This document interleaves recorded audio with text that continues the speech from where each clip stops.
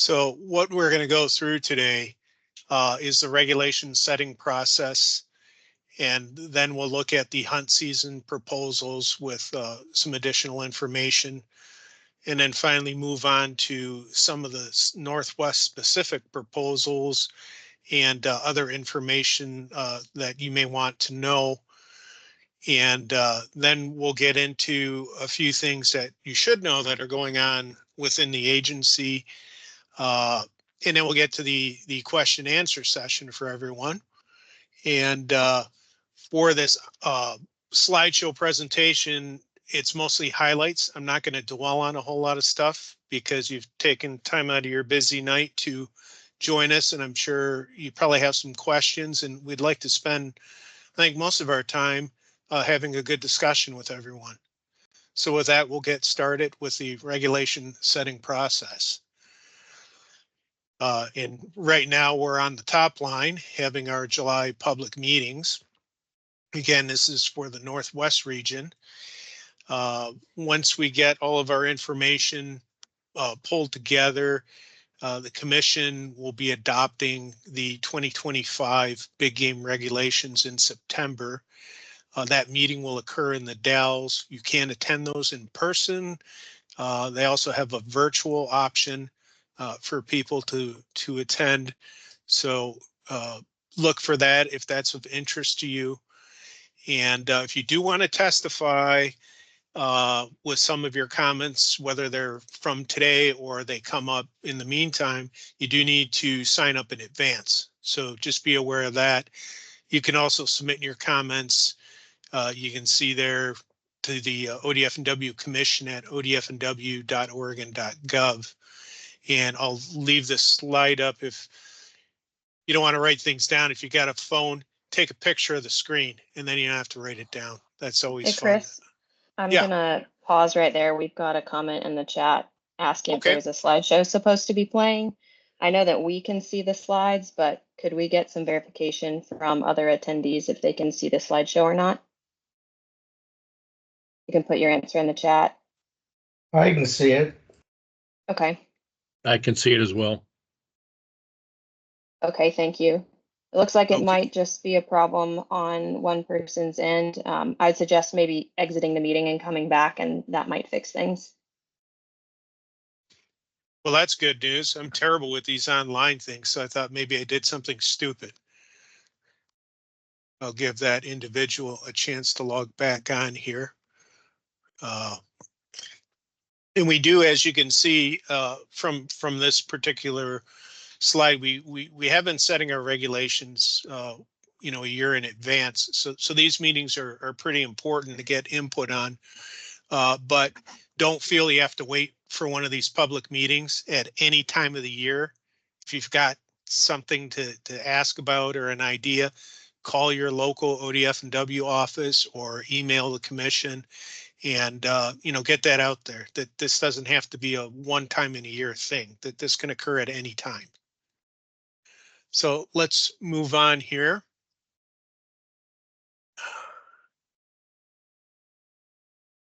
So the hunting seasons and area proposals, and this is going to start out with the proposed season dates for 2025. And these are standardized, and everything is built off of the buck deer all legal weapon season here in Western Oregon. And so these dates come off of that starting date for that season to kind of keep things standard from year to year as to when particular seasons are going to start.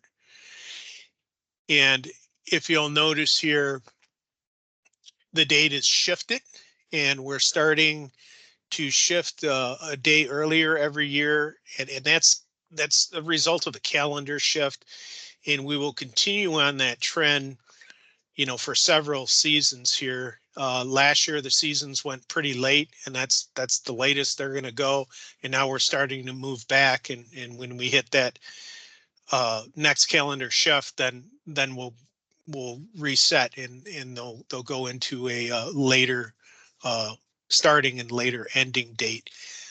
So that's why you see that shift every year. This slide is included just for information. This is the Bald Angel Travel Management Area. It's already existed. It's been out there for a while. The reason we're bringing this up is you will see this in the next version of the big game regulations. Why it's brought up is if you see it in the regs, you're like, wait, what's going on? Nothing's changed with regards to this travel management area. If that's a place you hunt around, it's being adopted because when it becomes part of our big game regulations, it gives us the ability to pull in additional resources. And in this case, Oregon State Police, who serves as our law enforcement, and we'll be able to tap into access and habitat dollars, which are that surcharge on your hunting license. And it goes into a big pot with the A&H program, and we'll be able to tap into that to get additional law enforcement to make sure people are not going in and violating rules or poaching animals and things like that. So it's a good thing. And so if you see this in the next iteration of the regs, that's why, just to make everyone aware of that. Now we're going to go through the tag summaries, and these are pretty broad based.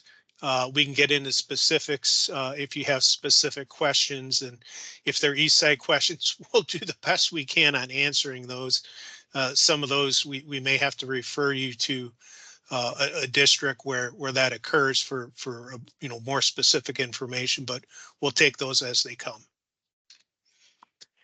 So deer proposals in the 100 series, overall, there's a 1% tag increase, which really isn't too meaningful because when you look at the number of deer tags out there, 1%'s not really that much. And then there's an expansion of the North Bank habitat area into the Melrose unit, which is a pretty substantial change. And then some new muzzleloader opportunities for whitetails in Chestnut, Snake, and Imnaha units. So those are pretty good changes. 600 series, it's less than a 1% tag increase. And when we talk about an increase or decrease, again, this is cumulative for the whole series. So some hunts may increase, some may decrease. That's like the take home message for the entire series. And there's going to be some increases in Southwest Oregon, accompanied by some decreases out on the Umatilla National Wildlife Refuge. Moving on to elk proposals, the 200 series, 2% tag decrease in that series. And we'll get into this North Plains on the second bullet later. We have a specific slide for that. Some reductions in Murderers Creek, Fossil, and Hepner. And then some increase in cow tags as well. And those are associated with some private land damage occurring in those units. And also some spike reductions in some of the Northeast units, and a reduction to 3 of the Zumwalt hunts.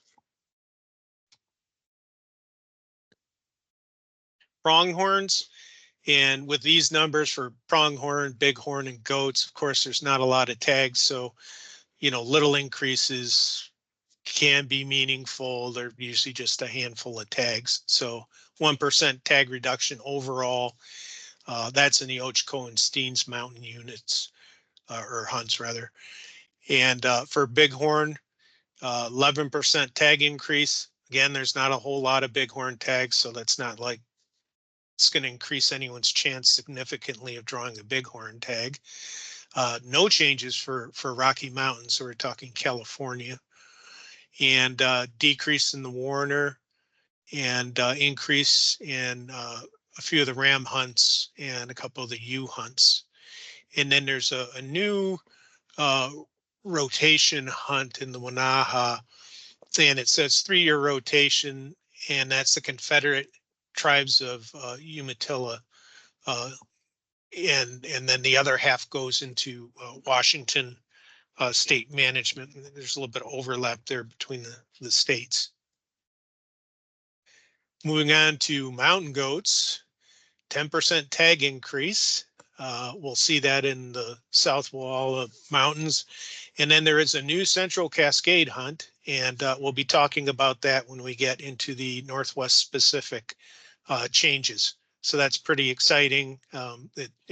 It's not a whole lot of tags here, but it's at least getting something started here. For those of you who like bears, there's a 2% increase, quite a few bear tags, so that doesn't really amount to that many tags. So it's kind of on par with what's been going on. And then a little bit of increase out in Eastern Oregon, and then another Northwest specific change, a new youth hunt, and we'll be talking about that when we get through these general proposals.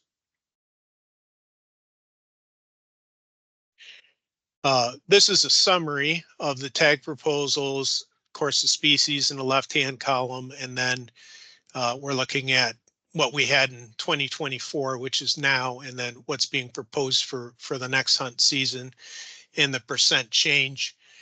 So you can see with the deer, it's not that many tags, and that's that's spread out throughout all the deer series, your 100 and 600 series.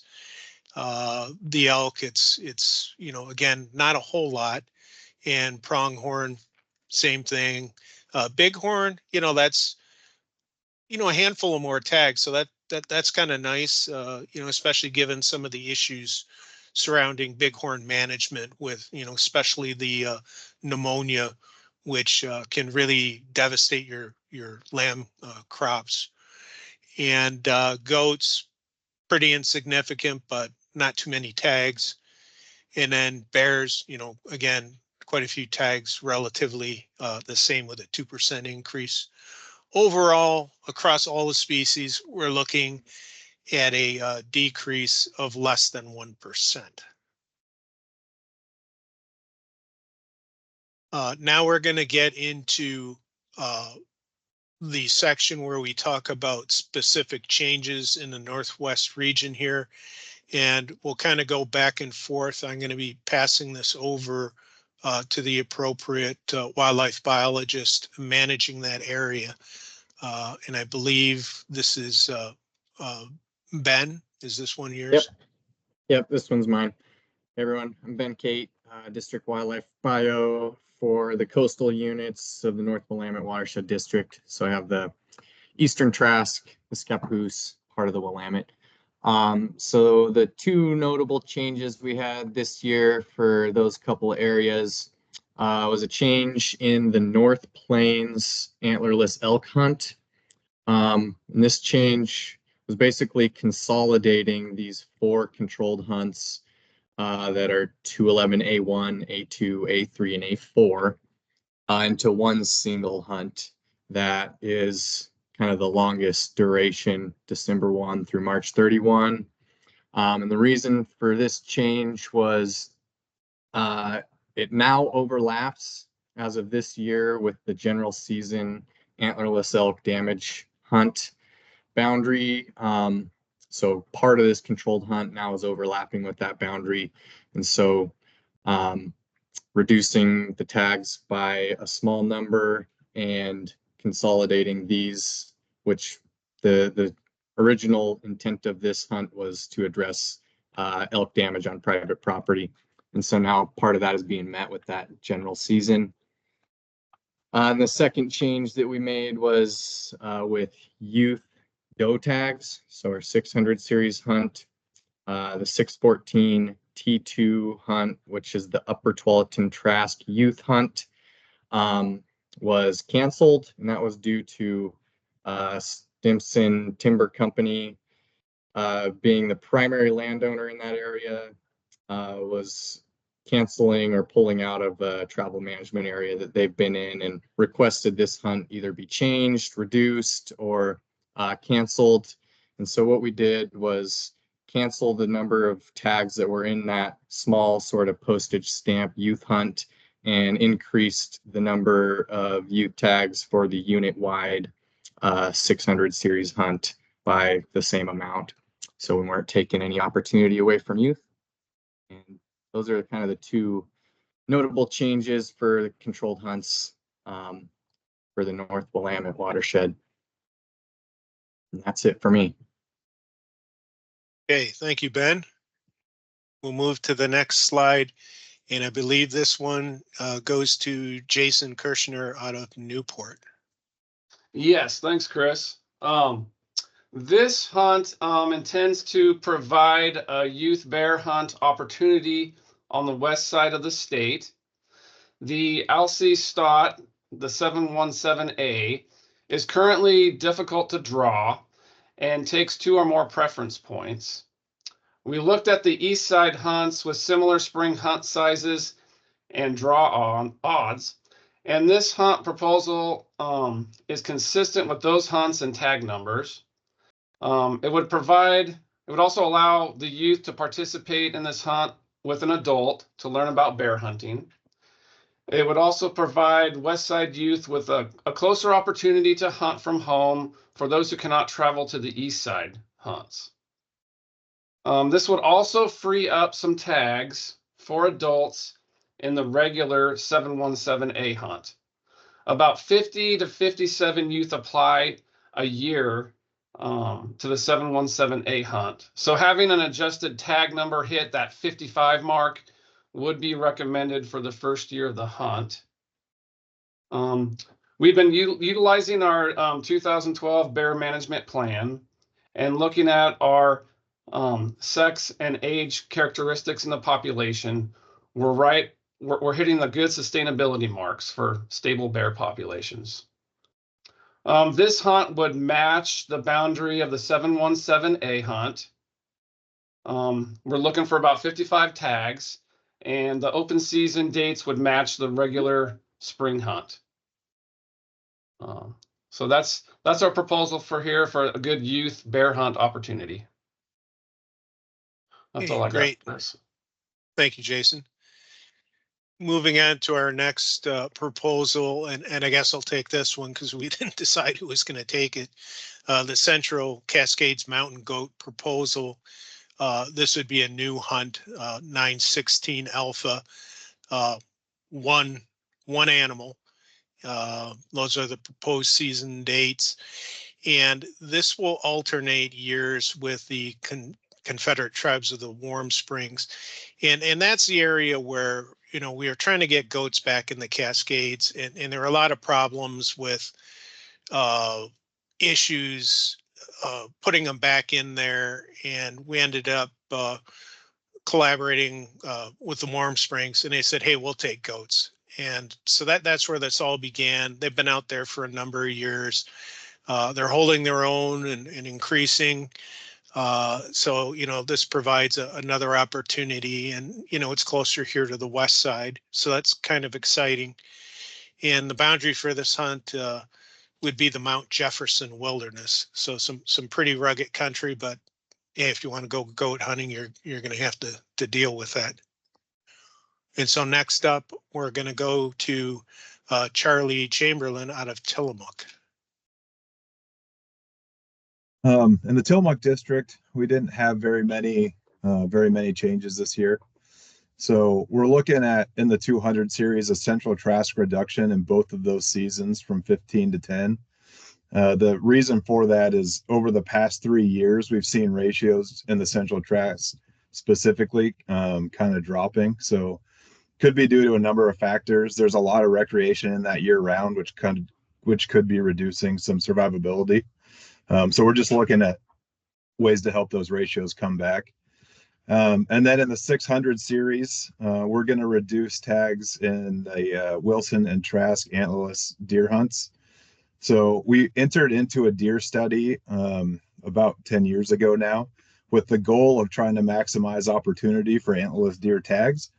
And one of our promises in that was to adaptively change our tag numbers based on our modeling from the data we got from that survey. So 24 was our last year of increases, so we're just doing a little bit of maintenance to kind of keep it the same ratios. I think Okay. that's what I have. Great, thank you, Charlie. And next we'll move on to Greg Reed out of Corvallis. And I know this isn't big game, but it's a pretty significant change, so we thought we'd bring it up. Yeah, thanks, Chris. Yeah, so as Chris mentioned, this isn't big game, and this isn't a proposal. It was adopted by the commission in April of this year, so it will be taking place this fall. But this is a new beardless turkey hunt, similar to the one that was over in Eastern Oregon that started last year. And it's mostly designed to address agricultural damage by turkeys on private lands, and using hunters instead of kill permits or trapping. So in Western Oregon, the hunt is going to be within Marion, Polk, Yamhill, Benton, Lynn, and the eastern part of Lane counties. And it's just on private land, and it excludes private industrial forest land. So it won't be on timber company land. People can get this tag and they'll be able to harvest 3 turkeys on the tag. So all hens or turkeys without a visible beard. And it's during the time of the year when we see most of our damage. So in the winter, when flocks can kind of congregate together and build up to pretty big numbers. So it's from November 1st through February 28th. That's all I've got.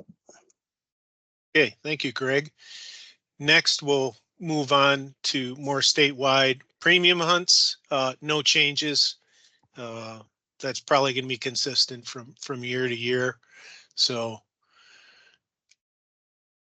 finally, kind of getting to the wrap up here. We talked about the regulation setting process, and then we went through some of the statewide trends in the different hunt series, and then moved on to some things specific to the Northwest zone. And now we have a few updates or reminders that folks, big things going on that folks may be interested in. And once we conclude with that, which will be shortly, we can go into the question and answer session. So first up is the mule deer management plan revision, which is a real big deal. It was hasn't been updated since 2003, so well overdue. And we know a heck of a lot more about mule deer now than we did then. There's been a lot of time and effort put into that particular species. And the management plan was approved by the commission in June of this year. And what we're trying to do with this is we collected a lot of on the ground data. And so we're really trying to front load this management plan with quantifiable science based data, which is really how you need to manage wildlife or anything else for that matter. None of the information on that mule deer management plan is going to affect the 2025 regulations. Those wouldn't start. We're thinking until 2026, but we just wanted to, get people aware of this and get them on board if they have some input to contribute to the effort.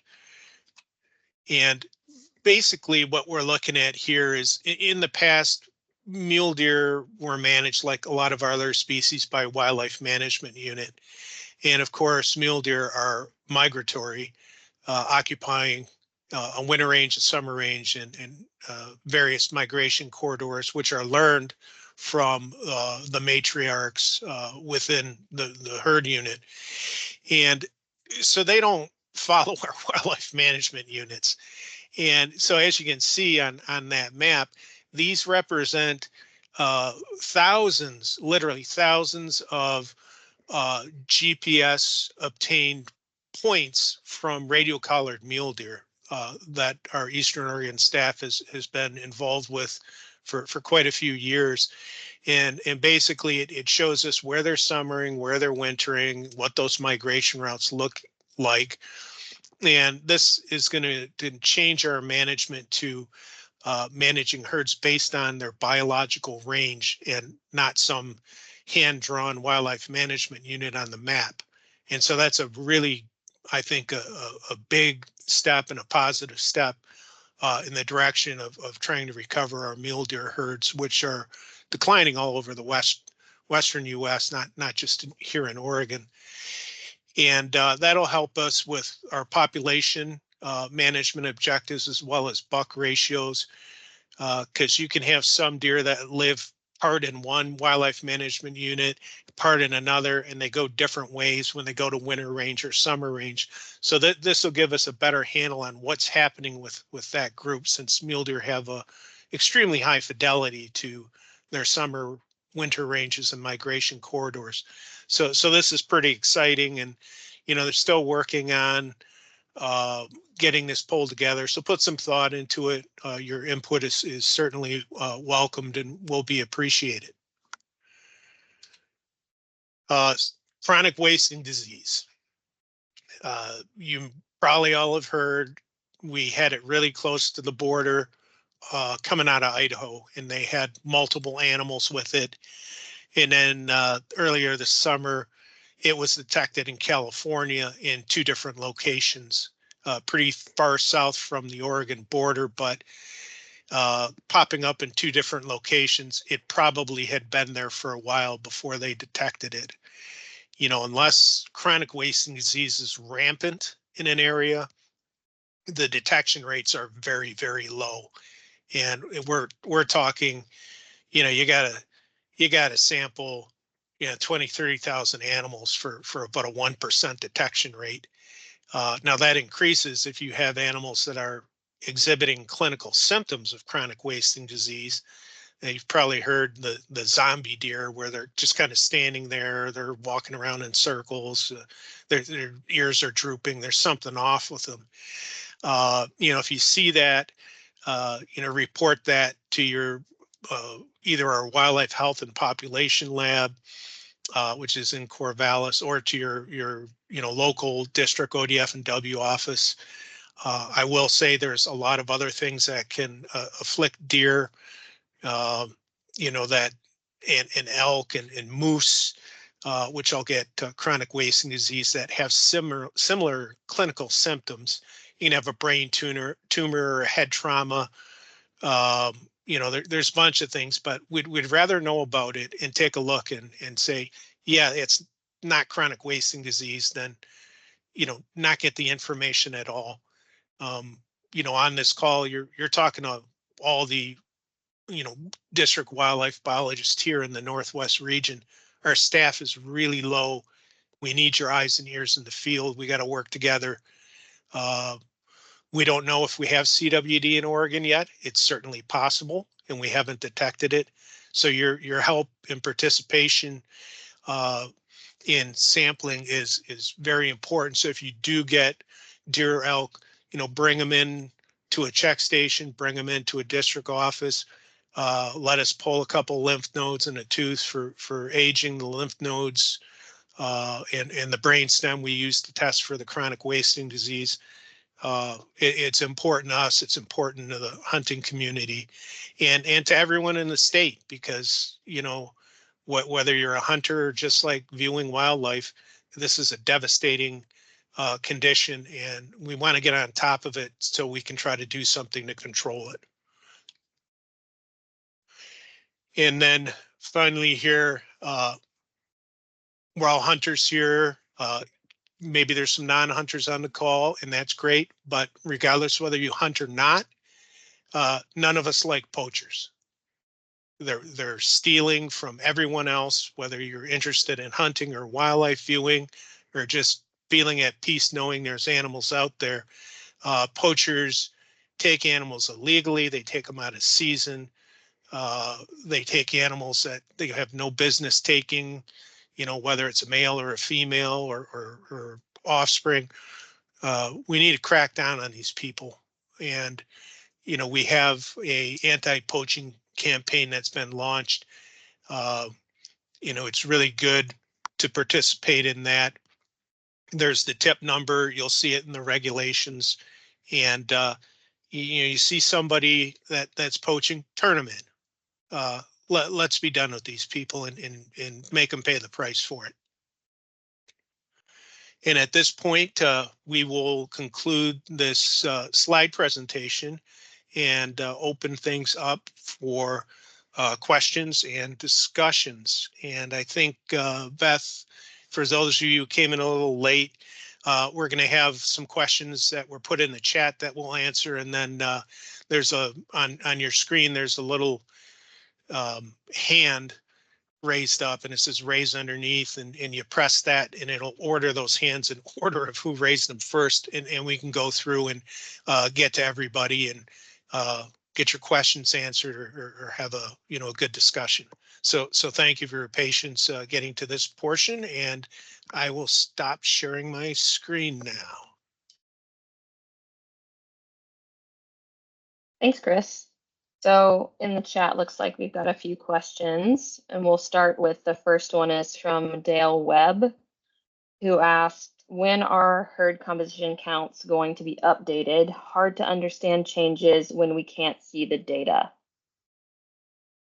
So I'll let someone jump in for that one.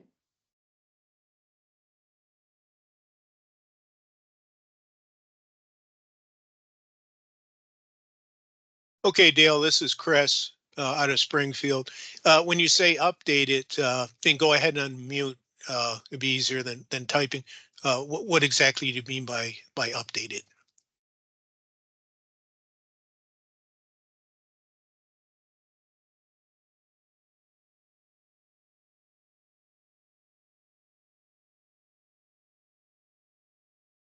Are you there, Dale?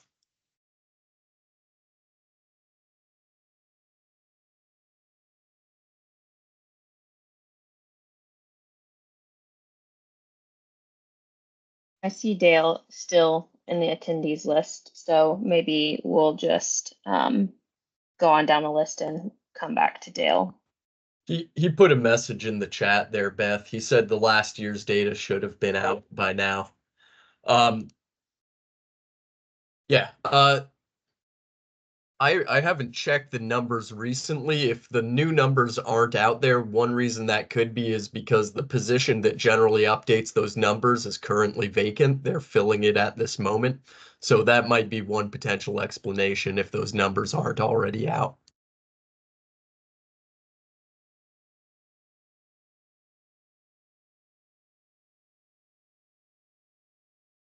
Okay, looks like Dale had a second question too. The hunter survey from a few years ago strongly indicated hunter preference for rifle hunting. Why are the Murderers Creek elk tag reductions falling only on rifle hunters? Success rate on bulls was equal between hunter groups last year.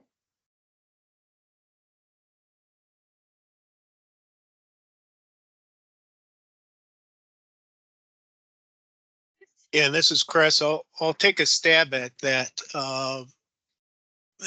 That's a question you'd be better off asking the district office that manages that. But I'm gonna, what I get from that is there are a lot of changes to hunting in Eastern Oregon, going to, controlled out of the general season. And there was a lot of consternation between setting tag numbers on that archery side. And I think they tried to go with what they thought the current use was, get that in place, see how that shakes out before they started doing any kind of tag reductions or increases. Anytime you dramatically change a hunt structure, it's always a good idea to see what that shakes out with on the ground. Sometimes people say, yeah, I don't like this. I'm not going to do it anymore. And so you have less participation than, do you still need to reduce tags or leave them the same or increase them? So I think there's a little bit of evaluation period once significant changes are made to regulations like that. But again, I would encourage you to, call our office that manages that Murderers Creek area and get the skinny from them, because they're going to know more specifics than we do here on the west side.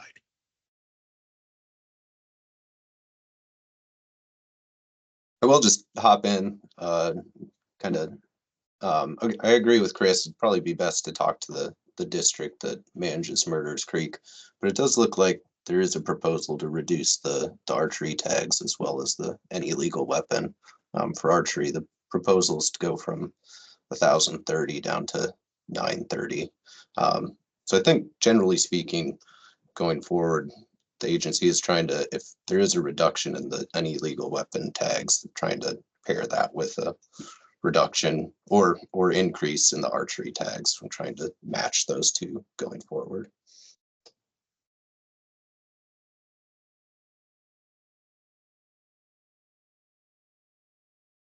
All right, the next question we've got in the chat is from Ken Creel.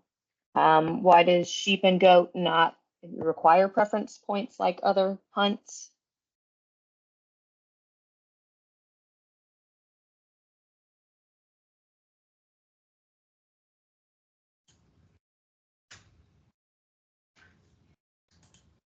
Go ahead, Ken. So yeah, my question is, over the years, you acquire preference points for all the hunts. And so I'll be honest, I have been applying since I was 12 years old. I'm 66 years old now. So 54 years. And it's luck of the draw, and some people are not lucky. That's why I don't buy lottery tickets, because I'm not one of the lucky ones. So why over the years do they decide not to sell or give preference points for these, whereas other states like Wyoming, and they say on average non-residents can draw a sheep within 20 to 25 years? Yeah, Ken, this is Chris. I'll take a stab at that. We don't have a ton of goats or a ton of sheep. Right. And yeah, you can see, like with some of the other coveted hunts, we get this preference point system, quite frankly, it's got a lot of problems. Yeah. And you get the point creep. Yeah. And I think that would be absolutely murderous in the sheep and goat situation. You'd have to be 150 before you drew it. And of course, you're not going to go hunting at that age. You're probably in the ground. And so I think the decision was made based on the population levels. We probably ought to just go with a random draw on those ones, because we're just going to be wasting people's years and wasting their money on a preference point system. Well, it's funny. You still pay the $8 to apply for the tag. I mean, yeah. Like I said, I've put in for 54 years, and now I've had 2 knee replacements. So if I did draw, it'd probably be really difficult for me to climb those mountains again. So yeah, it's been very frustrating. I feel your pain there. It's that preference point system it's got its pros and it's got its cons, and that's one of its cons. And then you always hear from the folks that, oh yeah, this person and their son drew it, and yeah, but it's like, wow, okay. And of course I go and see them and take pictures of them and all that. And I grew up in the southeast part of the state, so I have watched them for many years down on Abraham. Yeah, and I think one of the other challenges with preference points, and this is with all species, you look at some of the hunts, it takes you, 15, 20, 25 years to draw. You're putting in all that time, and you don't even know what the population is going to look like when you get to the top of that preference point system. I mean, the population could have crashed, and then it's like, now what do I do? I have all these preference points, and there's nothing I want to put in for. Absolutely. So, absolutely. Yeah. It's just been my question for years, and I've asked other biologists, why didn't they start giving points? I mean, like they do with all the other tags.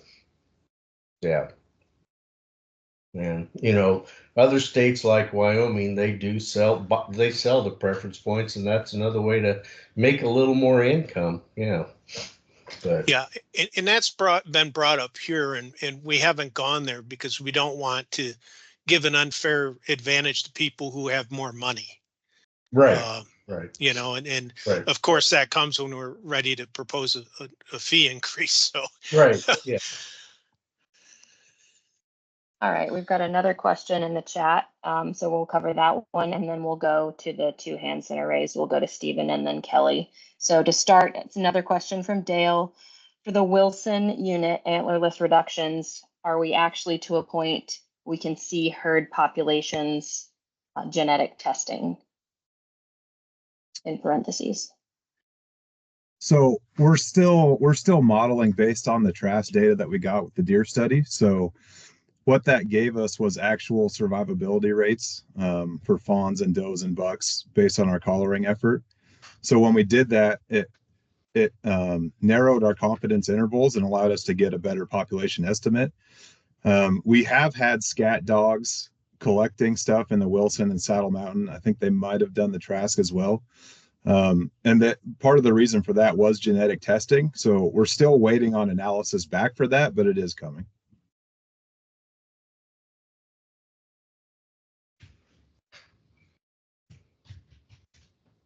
All right, we'll go to Stephen Hagan next. Go ahead, Steve. Yeah, I wanted to applaud the agency for giving the hunters of Oregon 8 days back by moving the results to June 12th from the original June 20th from a couple of years ago. That being said, we've advocated for a couple of years that goat and sheep drawing be moved in line with spring bear. Right now, with the results coming out on June 12th, that gives somebody 9 weeks to get ready for the hunt of a lifetime. I think we can do better, and I'd like to hear input on why that wouldn't be a viable option. Thanks.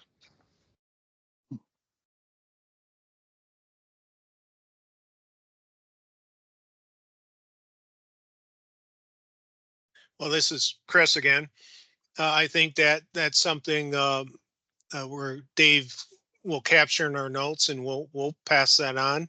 I know, you know, trying to get draw results out earlier for everything has been, you know, tossed around in the agency. So that's not something that should not be considered, and maybe we can make it happen. Yeah, that's a very good point. Thank you for the comment.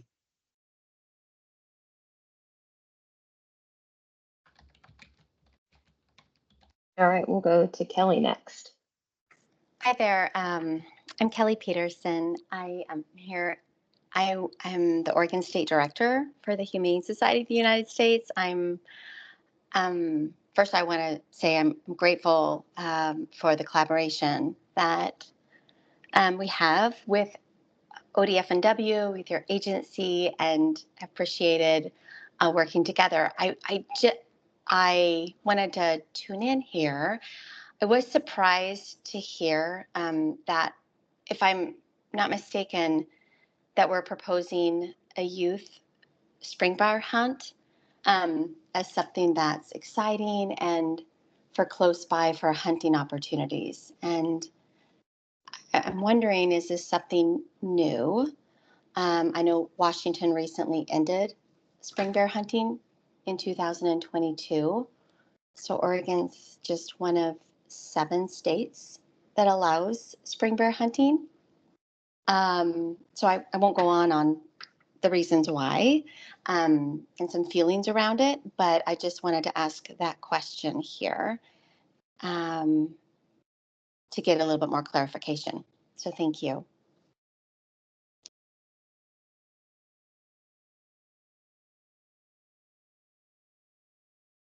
Yeah, this is Jason Kirchner in Newport. Yeah, so that hunt is a new hunt proposal for youth. We're proposing trying to get like 55 tags. Right. We monitor our hunts. When someone harvests a bear, we collect teeth and we get age data. We get the sex of the bear, things like that, reproductive tracts, and so we keep a good eye on the population and what our trends are. And on the coast, we have a very healthy bear population that we monitor. And that's how we work on developing tag numbers.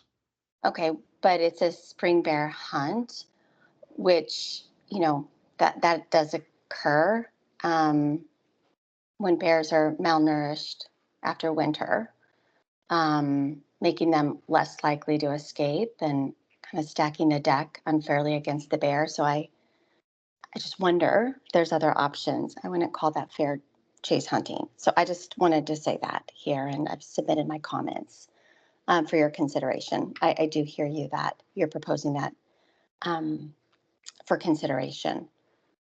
So. Yeah. And Kelly, this is Chris out of Springfield. Thank you for your perspective there. Just for some clarification, we check in a lot of bears here out of Springfield, and we always ask about conditions of bears. This year, the majority of the bears that were taken had about 4 to 5 inches of fat on them in the spring. They were not malnourished. Now, that's not the case every year. It depends on what happened to them the previous fall. And I know you have some differences with the spring hunting, and you know that's your right to have it. I will say, being a bear hunter myself, the whole sows getting taken with cubs, there's 2 things with the spring hunt. You're putting in for a bear hunt. Now, if you're new to bear hunting, you can do stupid things if you don't do your homework. But the people who do this all the time, they know what to look for. And those cubs are right on the sow's heel. I mean, right on it. And you have to, if you see a bear and you're like, well, that's a sow, you're paying attention. Okay, does it have cubs? Let me just put this for a different perspective. No judgment on your comments. During the fall, you get a lot of people who got the sports pack, and that includes things like a turkey tag, a bear tag, and a cougar tag. And they don't really hunt those species, but they got the tag in their pocket. Right. And in the fall, you know, because I spent a lot of time watching bears, those cubs are more independent, the young of the year, and they can be 100, 150 meters away from the sow, goofing around, doing something. And then they go, oh, where's mom? And, you know, they go and they run over to her. And, you know, as someone who does bear hunt, I'm way more cautious in the fall because it's much easier to make a mistake. If I see a sow in the fall, I pick up my binoculars and I just watch her, because there's times where you don't see the cub and 10 minutes later, 15 minutes later, it pops up. In the spring, you don't really see that. Again, they're right on the sow's heels. So those are just some observations I have, not only as a wildlife biologist, but also as a bear hunter.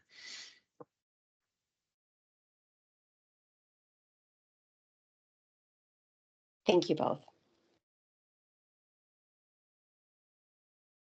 Right now, it doesn't look like we have any additional questions in the chat. So, we got a hand raised. Mike, go ahead. Yeah, I just thought I'd appreciate got the opportunity here with most, if not all, the DBs here, and curious on the perspectives. It's been several years now that this new elk damage hunt format has been in place there, and curious to get folks' thoughts on how effective it's been. It seems to be a fairly popular trend in the agency. We see these damage areas kind of growing or new ones pop up, and so curious to see how folks think if it's a really truly addressing damage or how we think it's going. Hey, Mike. I would just say from my perspective and my experience with the general season antlerless elk damage tag, it's been very, very useful as a tool to essentially empower landowners to deal with their damage issues and open up opportunity for people who might otherwise not have nearly as much elk hunting opportunity. I think it's really made a difference in terms of giving people tools that can help them address the agricultural damage they're experiencing and providing more public opportunity. Yeah, this is Greg from Corvallis, and I'd agree with Dave. We've got a handful of them in my district, and they have been really helpful to allow landowners to address damage quickly without kind of having to jump through the damage tag process or the old one. It also, I think it's resulted in moving herds around a lot and breaking them up. Prior to it, we would have some herds that would number in the hundreds of animals. And sometimes we still have that, but I'd say more and more we're getting smaller herds and kind of putting less pressure on individual landowners, and it's kind of being spread out a little bit. The other thing is that I was maybe a little worried that it was going to totally push elk out of certain areas just with the added pressure, but at least so far we haven't seen it. Areas where we've got it in the Willamette Valley, we're still generally seeing elk. They're just moving around more. They're in smaller herds. And so, yeah, I think it's been pretty successful so far. We've also really tried to target it to areas where we're having lots of damage issues, but where we won't impact some of those herds that are like more publicly accessible on either timber company land or public land. So yeah.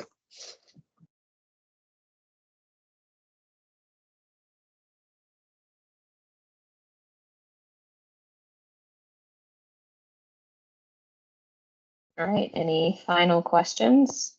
Nothing new in the chat.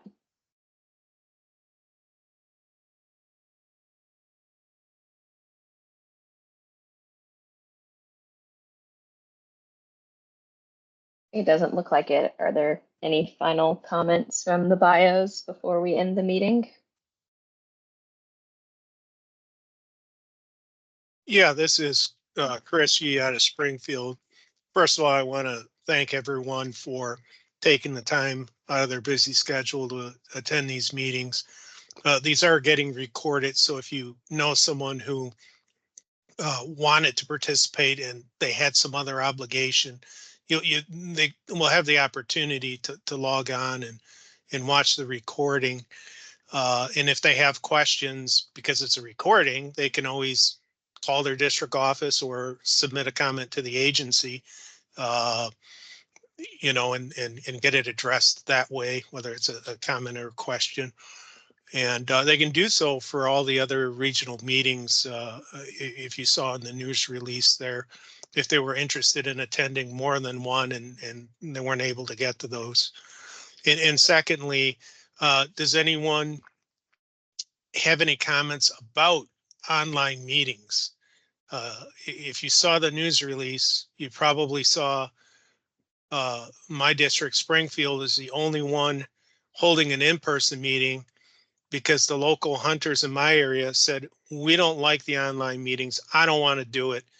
I want an in-person meeting. So I'm doing 2 meetings.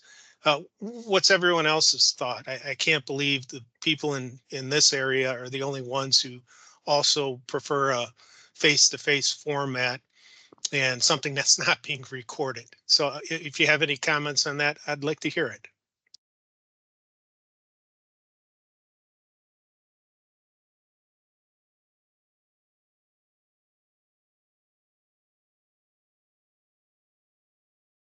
I think it's good. We can hear and people, can come and go to the restroom and do whatever they need while the meeting's going on. So it's good to have the online like this.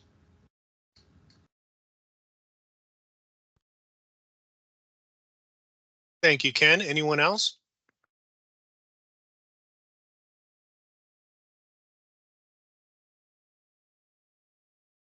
Okay, Beth, I'll pass it back to you. Okay, we've just got one comment in the chat. I think the lack of hunter participation is quite telling. As a comment from Dale.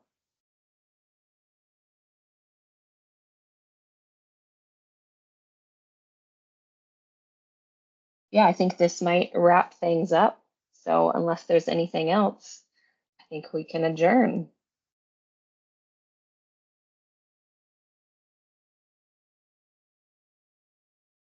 All right, thanks everyone. Thank you, everyone, for being here. Thanks.